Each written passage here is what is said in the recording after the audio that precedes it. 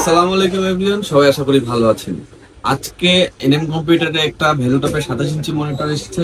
সেই মনিটরটা সম্পর্কে আপনাদের সাথে কথা বলবো। যারা একদম বড় একটা স্ক্রিন চাচ্ছেন, যেখানে একদম ক্রিস্টাল ক্লিয়ার ডিসপ্লে থাকবে এবং গেমিং এর জন্য সুন্দর একটা ডিসপ্লে পাবেন, 100 হার্টজ এর রিফ্রেশ রেট চাচ্ছে প্লাস আইপিএস প্যানেল, তাদের জন্য ভ্যালুটপের 27 ইঞ্চি এই মনিটরটা একটা বেস্ট অপশন হতে পারে। বাজেটের মধ্যে সেরা মনিটর, 27 ইঞ্চি যতগুলো ব্র্যান্ডের মনিটর মার্কেটে অ্যাভেলেবেল রয়েছে তাদের থেকে বেস্ট প্রাইসে 3 ইয়ার্স এর অফিসিয়াল ওয়ারেন্টি সহ এই মনিটরটি পেয়ে যাবেন। চলুন মনিটরটি গিয়ে আনবক্স করে ফেলি।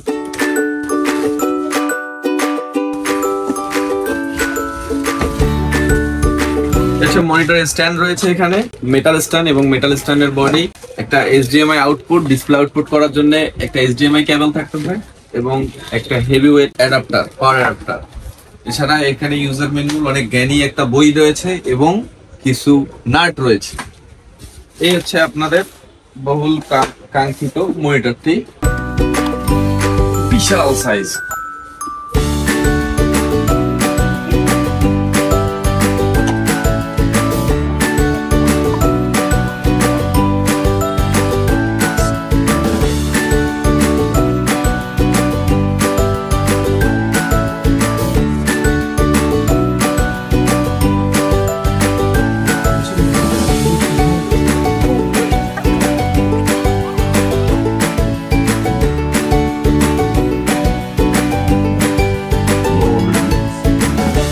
মনিটরটা ভ্যালুটপ ব্র্যান্ডের, মডেলটা হচ্ছে 20।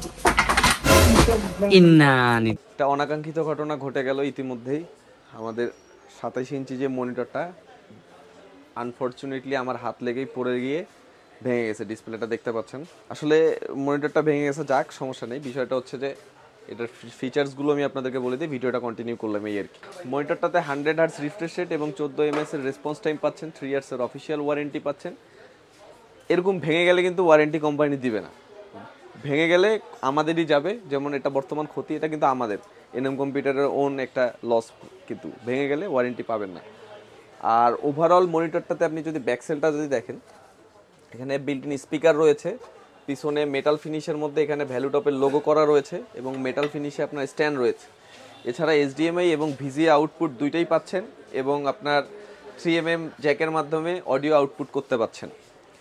তো মনিটরটা যারা আসলে 15,500 থেকে 16,000 টাকা বাজেটের ভিতরে একটা 27 ইঞ্চি অথবা ফুল একটা বড় একটা মনিটর ডিসপ্লে খুঁজতেছেন, তাদের জন্য বেস্ট অপশন হতে পারে। দোয়া করবেন আমাদের জন্য ইন ফিউচারে যাতে এই ধরনের আনফরচুনেটলি কাজগুলো না হয়। আসসালামু আলাইকুম।